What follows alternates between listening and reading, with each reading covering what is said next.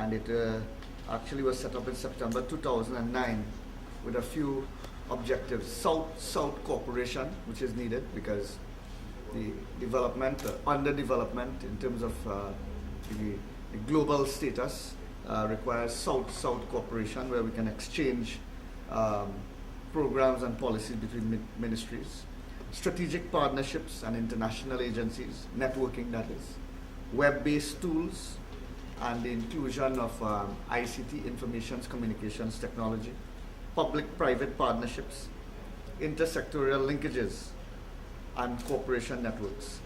And therefore, our presentation, Trinidad and Tobago actually presented on the first day, and we presented on a framework for sustainable development, copies of which I intend to give to you.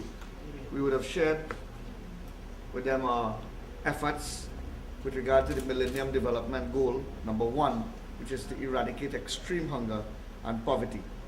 That is, the target is to halve the proportion of people living in poverty by 2015.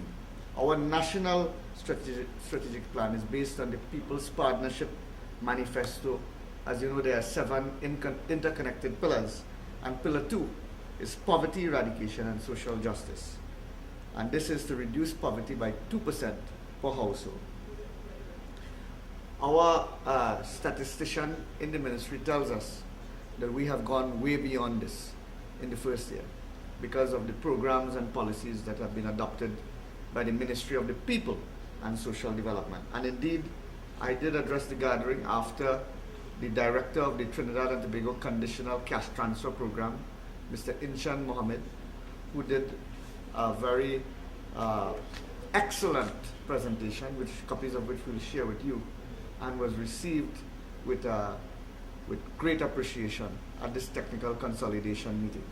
I had the pleasure to address the meeting after, and they were enamored to understand that the first of its kind, the brainchild of the Prime Minister, a Ministry of the People, gave a new mandate to what was previously a Ministry of Social Development.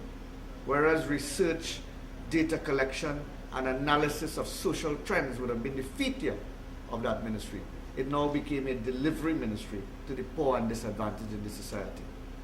And as such, our direct impact program has gained international recognition, not only among our Caribbean states, but in Latin America. The members, the leaders there were enthused about the outreach programs, as it was in Paris at the UNESCO conference, where they are beginning to see outreach and the tours that we have in the direct impact and direct effect as signal to eradicating poverty and reaching out to the people in their communities with a knock on the door. They were very intrigued, many of the leaders, and we were received with a rousing round of applause after our presentations. As you know, we have included an arm in the TTCP, or the People's Card, or the Food Card, called the Rise Up, which is the rights of the individual to social and economic security, universal protection. This arm seeks to not only give out handouts, but also to hand up. In fact, we have had up to 600 persons graduating from the food card. And this is what we believe.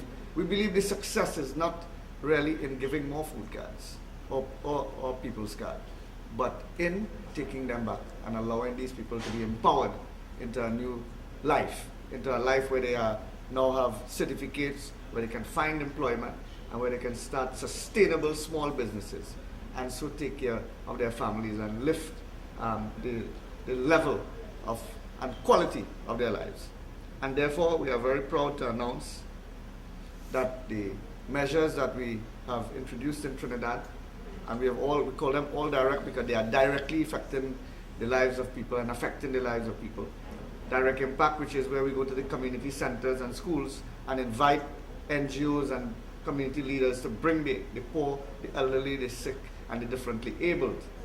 That is a program that is reaping enormous rewards. The direct effect, where we go to vulnerable and at-risk communities and deal with the disengaged youths and try to get them back into the mainstream of society.